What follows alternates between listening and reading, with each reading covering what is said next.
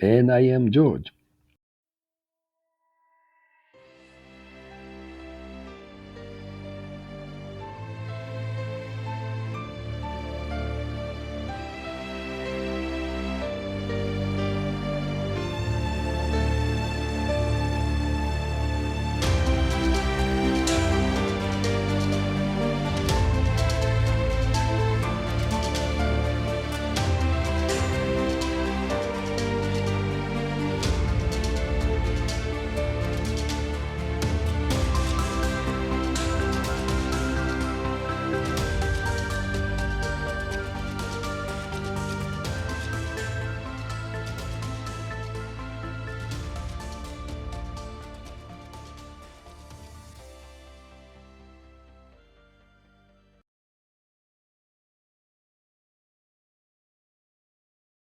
That's fine, yes.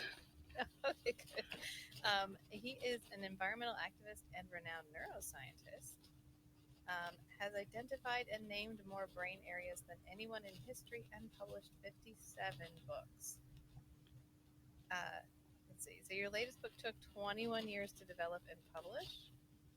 And it says here you define it as a cross between a science fiction and an eco fiction novel. So, I was poking around in some of the other stuff you've done, and it looks like you are quite the eco activist yourself. Yes, it was a failure in activism that led me to fiction. That Oh, is, I failed to achieve things I wanted to protect trees and also the infrastructure of uh, trams in Sydney and for the introduction of light rail 30, 40 years ago when I tried it. And I thought that there might be a better way instead of working at behavior, trying to stop someone who wants to cut a forest, to try to work upstream of behavior at attitude to try to convince them to want to protect the forest. And I thought if only I could come up with an idea that would work and take the reader with me through the arc of the hero, I might have some outcome compared to the failure I had with activism. Instead of trying to block behavior, ah, stop them from cutting a tree, to make them want to protect the tree. yeah.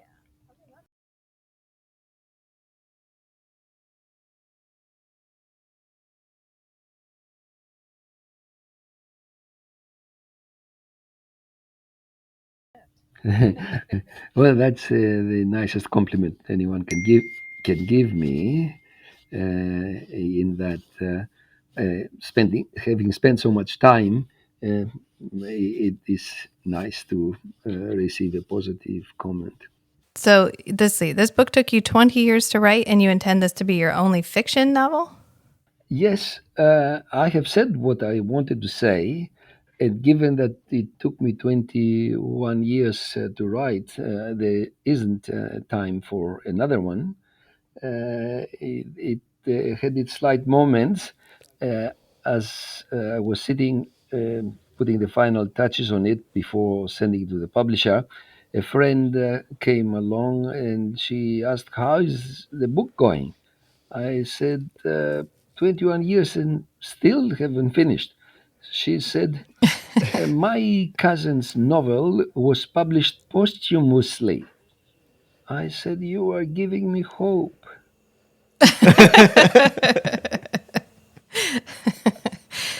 So, which idea occurred to you first in the novel?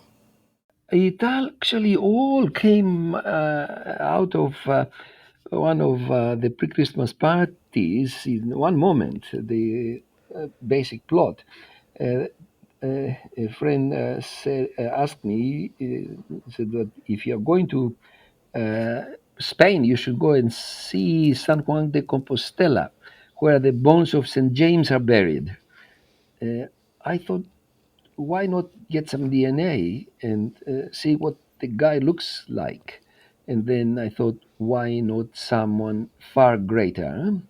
and had the thought of someone finding a geneticist finding the remains of Christ and obtaining DNA from a well preserved brain. And then thought that I would need two of the clones so that I could show how environment influences behavior to be brought in different countries, one in affluent eastern suburbs of Sydney, and the other one in the slums of Buenos Aires. And as different artists would sculpt different statues from the same block of marble, different environments sculpt different characters, even in identical twins. So I had the opportunity to bring in psychological evidence. So the book is fiction, but it is presenting facts through fiction. Interesting. Your publicist reached out to us to do this book, and we read it. And I didn't realize all the elements that were in it before that. And I wonder if you guys knew ahead of time that you were having an identical twin and a surrogate read your book. So Matt's an identical twin. Huh? He has an identical twin, and I was a surrogate All for right. another family. So I was like, wow, we both got to. Yeah, we both got something out of this. Yeah, well, at times a reader tells me that they found themselves in an aspect of the book, in the hero of the book, but this is actually uh, more than I have come across so far. I was like, wow, we're both, that's What a great. coincidence. What a Yeah. coincidence. Of course, they grew up together. They weren't separated at birth, but Separated after high school. yeah, separated after high school. So how did your experiences in the field of neuroscientist? Neuroscience. Sorry. Sorry. It's all the running from here to the kitchen. How did your experiences in the field of neuroscience and as an environmental activist forge your approach in writing your book? Right. Neuroscience allows you to study the brain. And I've been doing that. I've taken a trip of nearly 60 years through the brain. And if you ask me what would be the most surprising thing I've come across, is that the human brain has no different parts. It's made in the way, in this basic structure of the chimpanzee brain. There aren't any differences in the structure of the brain of the chimpanzee and us. So the brain of the chimpanzee, of course, is much smaller, and that is why you do not interview in your podcast chimpanzees. But in fact, uh, there's humility that we could show rather than hubris. Just consider, and this had worried me for a long time. We humans think that they are made in the image of God, but the evidence is that, certainly as it concerns the brain, we're made in the image of the chimpanzee. Now, it's a bigger brain, 1.3 kilos, uh, compared to about half the size, 600 grams, of the chimpanzee brain. But this structural superiority has given rise to this hubris that we compare ourselves to gods. The ancients did not have a high opinion of the mortals who would compare themselves to gods. You might have heard of Sisyphus. I was Yes. explaining to my granddaughter of 8 years of age that this king of Corinth was condemned by the gods to push a rock up the hill only for it to fall down again, and he had to push it up again uh, because he was narcissistic, egotistical, and insulting. And she said, like Trump. And now, Yes. Appropriate. and now the issue is that the human brain, that what I was concerned from the beginning, that is when I started studying neuroscience and human behavior and animal behavior, it was that the human brain is not well. While now it is in vogue to praise it, it actually has shortcomings. I mean, never since Narcissus fell in love with the reflection of his face on a river has there been such an adoration of a bodily organ as there is now of the brain, and never with as little justification. And we think that it has unlimited powers. No, the evidence is that it presents cognitive, motivational, and emotional constraints on us, much like a chimpanzee brain presents to the chimpanzee. And of course, you can see that all around with the conflicts that people engage in. And if you look at David Attenborough movie, documentary on chimpanzees, you would see similar things because that's what we are.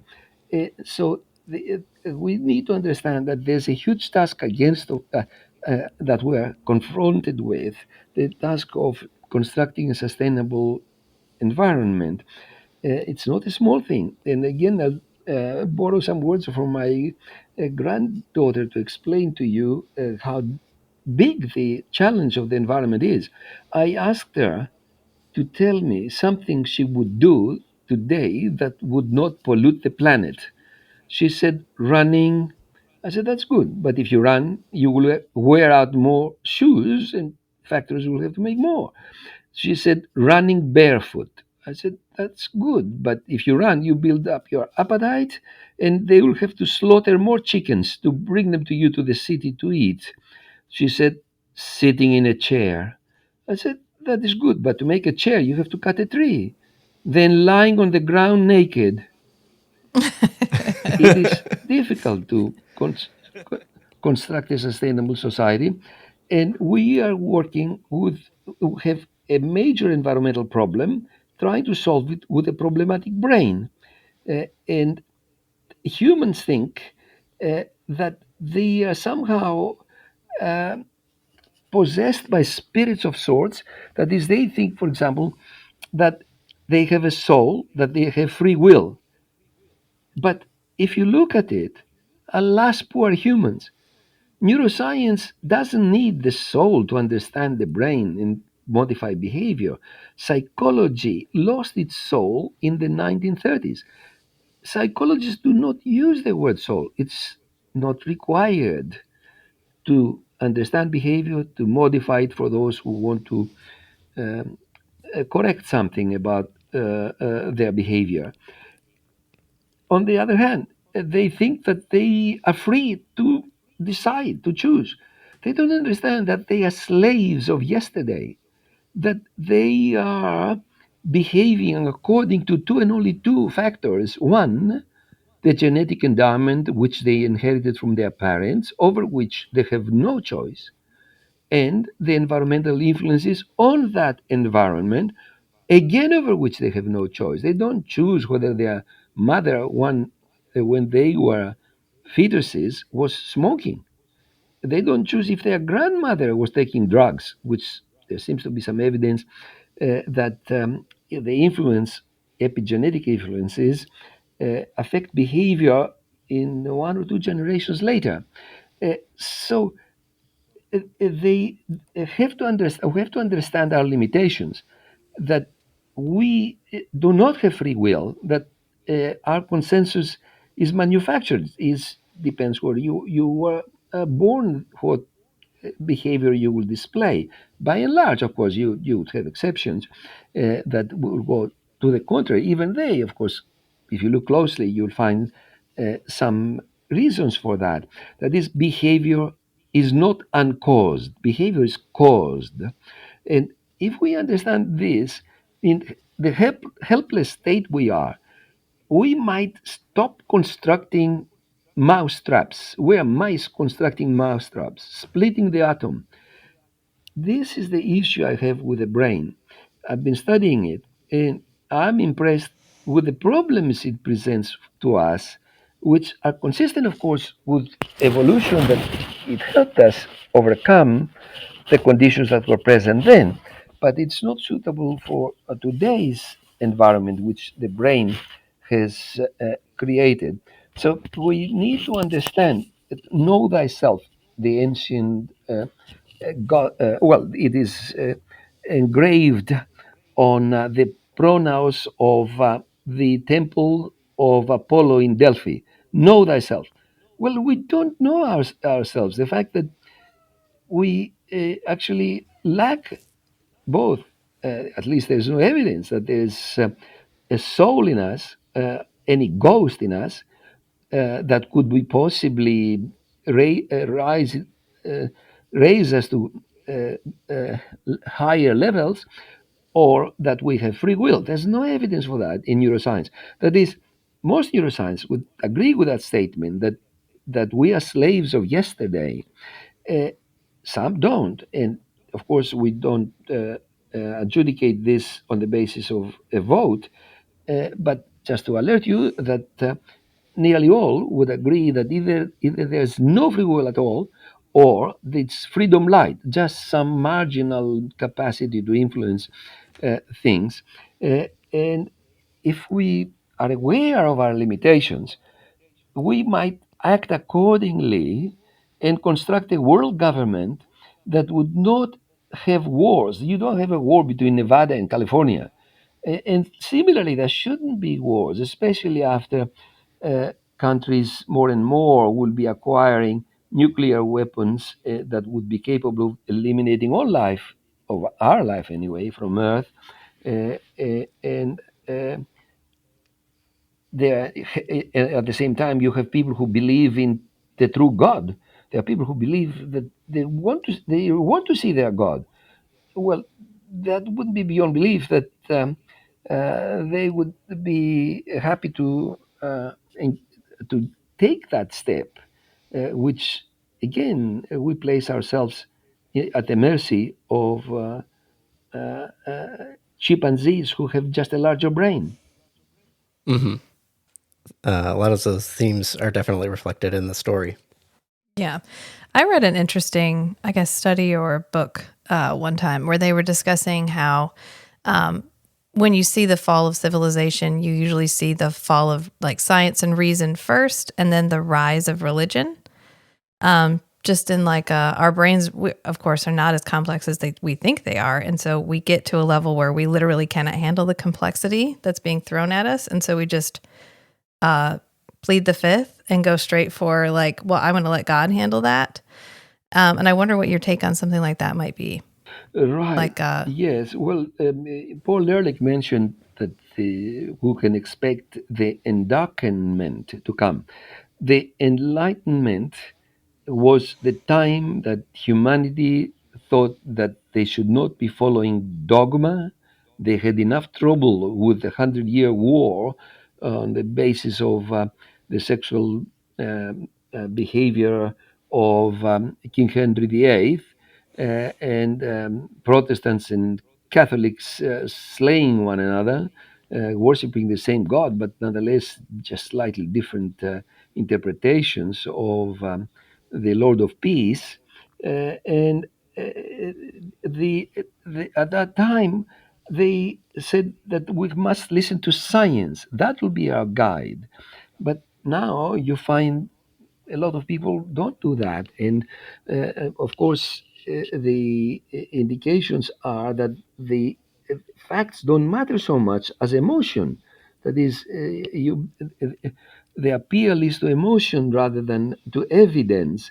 And that is not what the Enlightenment was. It's the opposite of the Enlightenment. And indeed, we might be sliding through that, in that.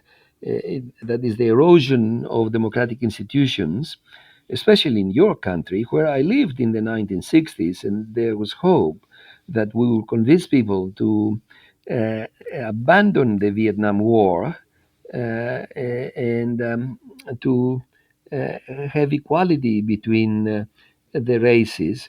Uh, but things unravel there, and you can have through propaganda with the people believe no longer, to have them no, non challenging, not believing what should be given as scientific evidence. For example, that anthropogenic activity is warming up the planet, and the paradox that everyone will take a plane and go to Europe from the U.S., but in other words, they trust the scientists that they constructed the plane well, but they don't trust them on vaccines. But it's the same science, or the environmental problem. The same approach. Science is fallible. Only the Pope is infallible. Science is fallible, but it is self-correcting. And in the case of why people will follow the preposterous rather than what is evident and what is supported by other evidence produced by the same approach of science, is puzzling. Yeah, maybe a matter of convenience. Uh, yes, and of course, it is convenient to keep using our cars. That's better news to our ears than be told that all airplane travel should cease, at least a moratorium until a way that you don't pollute the planet can be found, and all cars have to be put aside until again a car that does not pollute the planet is found. And of course, there are the vested interests that as you know, the COP28 just completed, and there you have the paradox of the fossil fuel industries being in charge. But this should be the opposite. They should be on the accused chair, that these are the guys that are warming the planet rather than running the show of how to protect the planet. They telling you that if you want to get less pollution, then you have to invest more in transitional fluids, fuels like gas, which is not true, because you're just investing more in fossil fuels. And of all countries, if you were to ask me for the greatest paradox, would be Australia, a country continent which was the first to be degraded by climate change through the 2019-20 fires, and in the wake of those fires and before the almost certain loss of all corals in the Great Barrier Reef and elsewhere, because at 2 degrees increase in temperature, nearly all are gone. And of course, consequence of that is the simplification of life in the oceans, because a third of life in the oceans has something to do with corals. And before the expected event, that there doesn't seem to be a way to avoid a 2 degree increase, we're expecting three by the end of the century, possibly four or five. The Australian government is opening new mines for gas.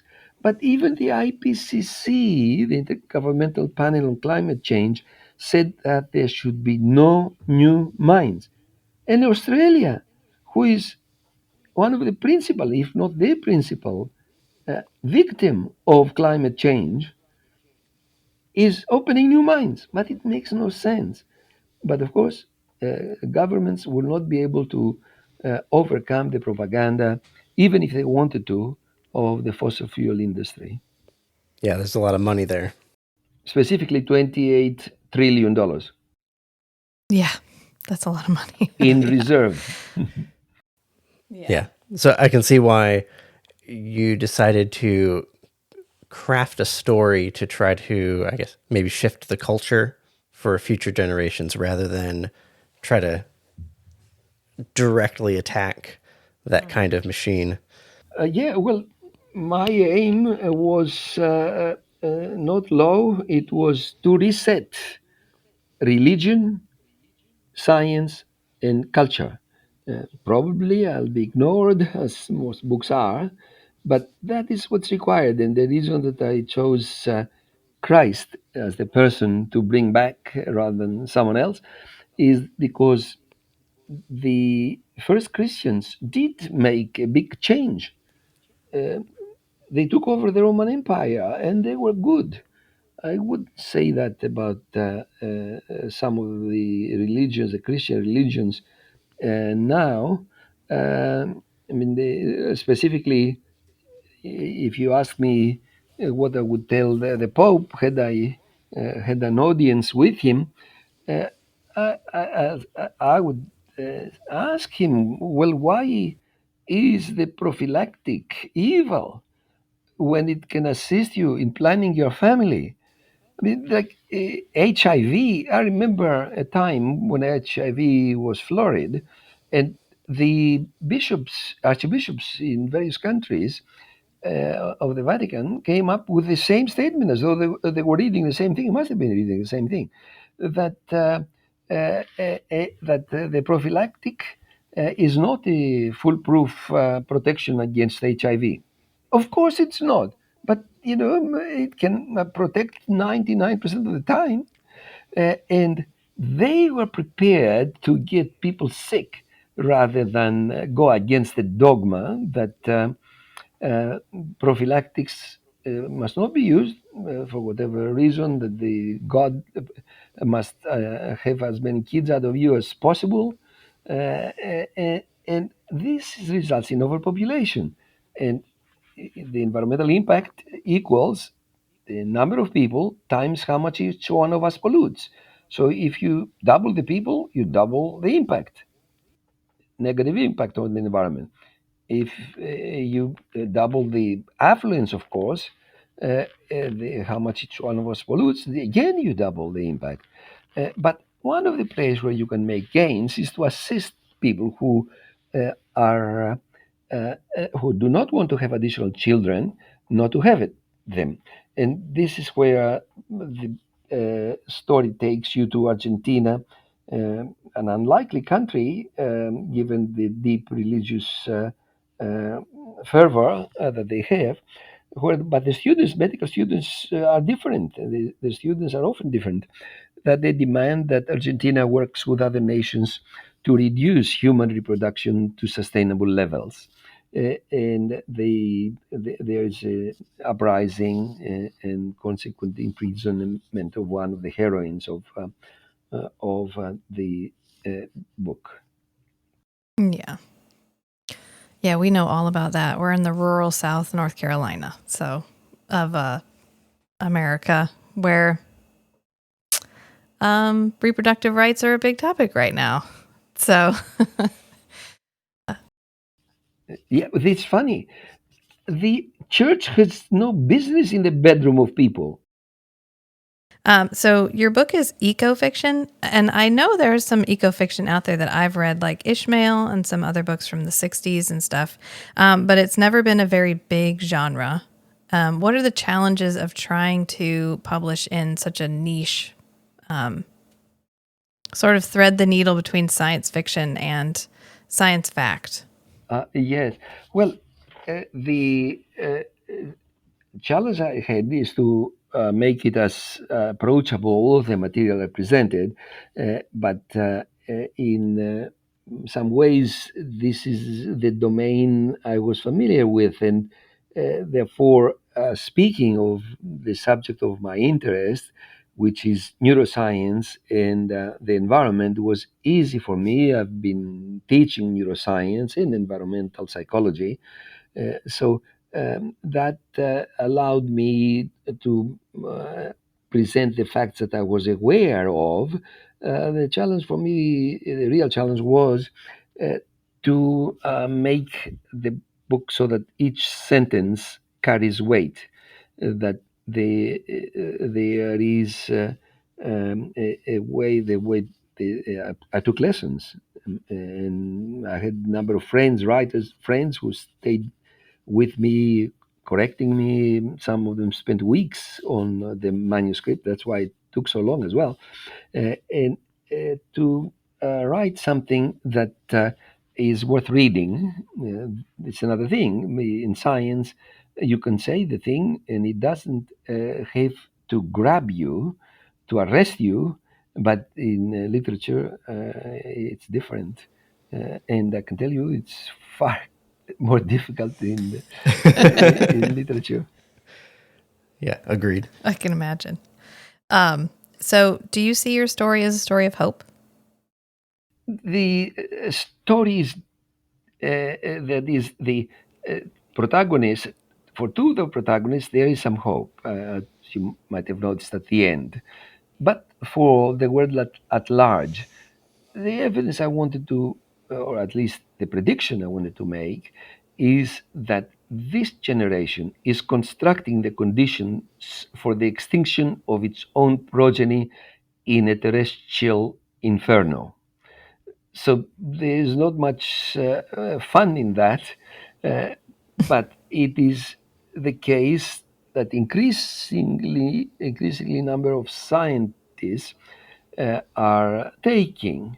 I had that worry back in the 1970s, uh, and I thought that I would do my brain research and get involved in activism, but not really change courses and go and become full professor of environmental science.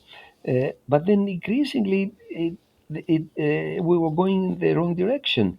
That is, there is acceleration in the wrong direction, even in CO2 emissions, in species loss, in whatever index you look at. So I think there is no hope at all that humans, given the way their brain was constructed, knowing something about the rat behavior, which is a good facsimile of the human behavior. That's why psychologists are studying rats, by the way, and that we will construct a sustainable society. But at the same time, there's nothing more important than trying to construct this society. All other causes in life need to be in second place compared to actually sustaining life on Earth. Yeah, I picked up on a lot of symbolism in the story. I guess the lives of Jose and Christopher and how they kind of pass the torch from one to the other. Yes, yes. So, in the ongoing debate between nature and nurture, and what it means for the future of both an individual and humanity on a larger scale, what are you?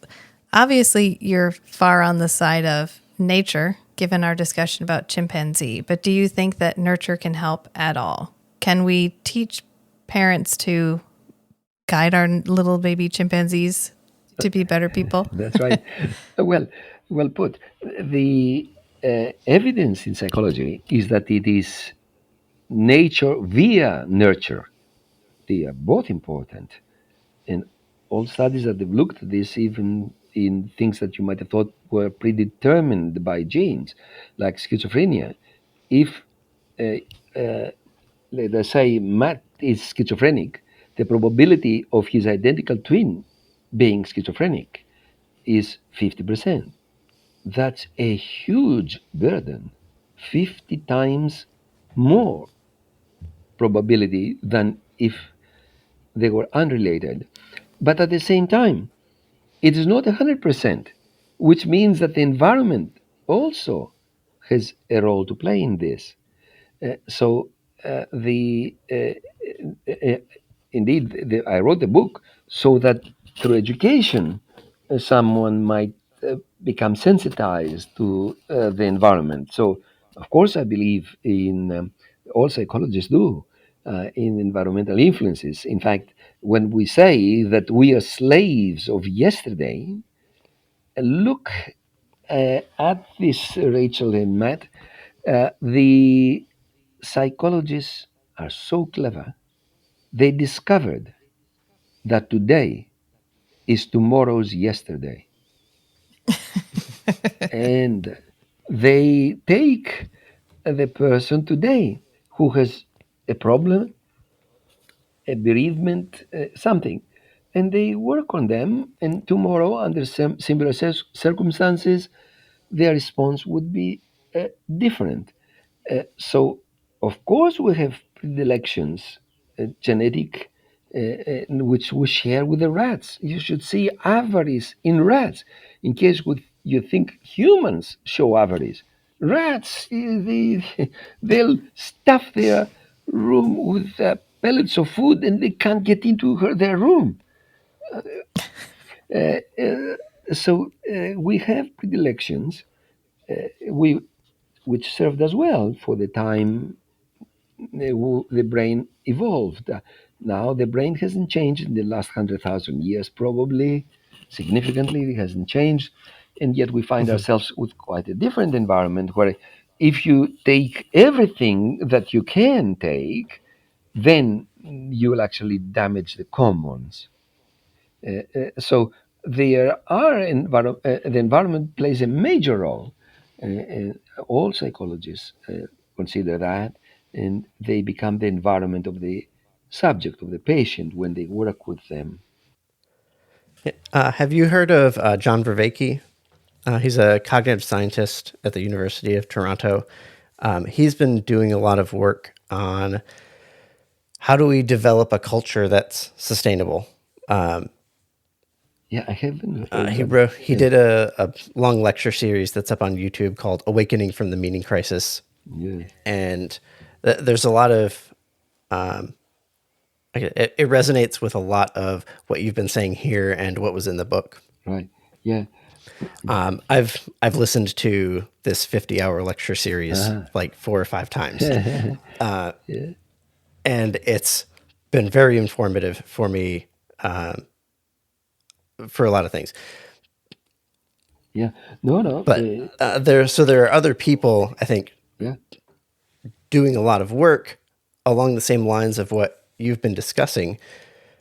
So there's maybe a little more hope than you may have Yeah. experienced on your own. Well, I would call it a hope, Matt, if I saw the graph going in the correct direction. At the moment, is accelerating in the wrong direction. Even the Hmm. CO2 emissions that we have promised to bring them down to zero by whatever, which would be too late anyway, the 2050. But even that is actually accelerating, not just simply having the same 33 gigatons of CO2 annually, but even more. So I would be, I'm evidence based. I look at evidence. Right, right. And Yeah, I'm thinking more on the culture shift momentum, not necessarily the environmental effects. That's definitely a lot farther along. yes, well, that's right. And if you have half the people believe in something, you can actually have quick change in Hmm. what you want. That's true. So you write in your book, you have a lot of different locations. Our characters travel around quite a bit. Did you try to stick to places you had been to, or how did your travels inform your book? Yeah, some of the places I had visited prior to commencing the book, but all of them I visited also afterwards during the book, uh, because you can actually write something that is authentic if you are there experiencing it. And one of the loveliest experience I have had is learning tango in Argentina. And my you asked for my next book if I can quote one of the heroes in the book. In this book, he said uh, his next book was going to be how to learn tango in less than 25 years.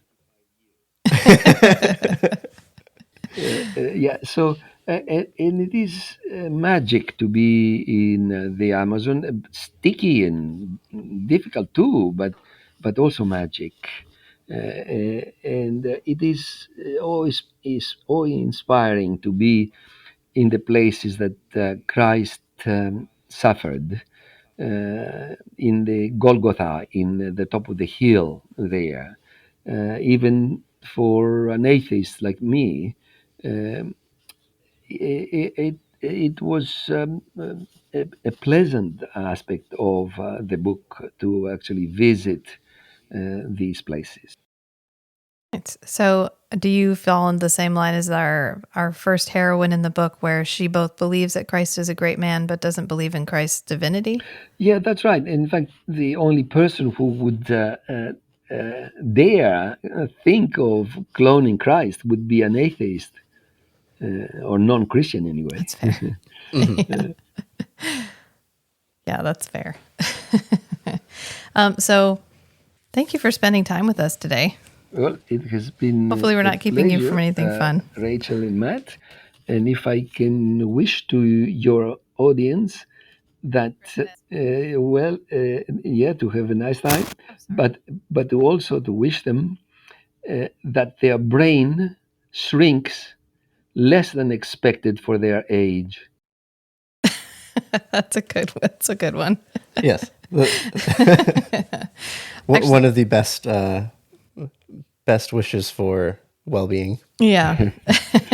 Yeah, our brain will shrink, but Yeah. if we exercise, this walk, run, swim, row, cycle, then we can delay the shrinkage and the consequent dementia. Yeah. I saw you were a candidate for the Australian Cyclist Party at one That's point. right. I told those who listen to me that if for nothing else, if not for improving the cities, if not for improving the air quality that we breathe, if not for world reduction of CO2 emissions, at least do it so that we postpone our dementias. Yeah, I definitely keep up an exercise regimen so that I'll be able to keep throwing my kids around for Yeah. longer as they get older. But then also, I want to keep it Yeah. into an older age.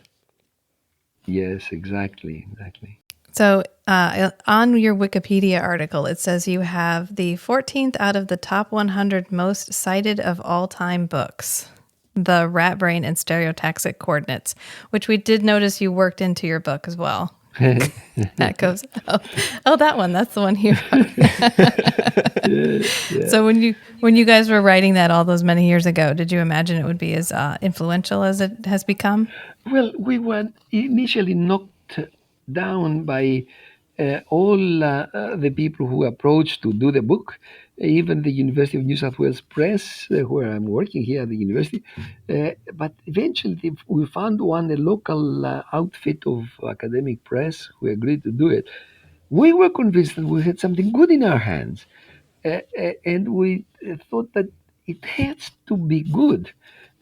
But yeah, to reach as it did for 30 years, it was the third most frequently cited book in all of science, after molecular cloning and the Diagnostic and Statistical Manual of Mental Disorders. We couldn't have dreamt that. And for the scientists, it's not what the public at large thinks, it's what other scientists think. And they throw Right. you a flower if they cite your work. They said, according to this guy, this is what should be there. Yeah. Fun. Were you a postdoc when you were doing that, or did you do that after you started your It was after? 10 years after I had my academic position. And I really I was not an anatomist, I was a psychologist, but I was working with the brain of the rat. And I found a stain. I just bumped onto a stain when I was on a sabbatical at Cambridge that showed the brain better than any other thing. And I thought, if I use this stain, then I will be able to produce a better map of the rat brain initially. And eventually, of course, I thought of other brains. And it was the time that someone gave an inspiring talk I listened to. He said, the gain in the brain is mainly in the stain. And Neuroscience joke. yes, and I used that stain to get far greater accuracy than what people were able to obtain until that time. Uh, and the doing it, of course, on the rat, it begs the question: why not someone else, the human, right, the other species? And so we've kept doing maps of the brain, and we found a lot of similarities, as I mentioned before, between, well, certainly across primates, which means monkeys, uh, chimpanzees, humans, but also with the rat, but not as many, of course, with the rat. So if anyone is interested in finding your book, where's the best place to go?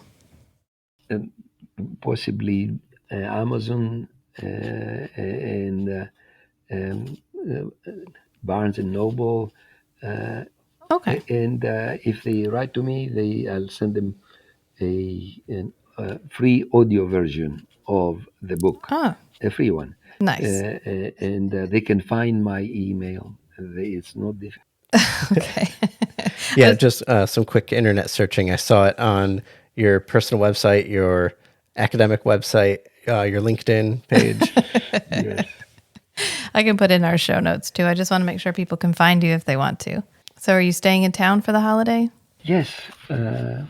My daughter's family lives with me, and my son's family is not far, so I'll be with them. Nice. Yeah.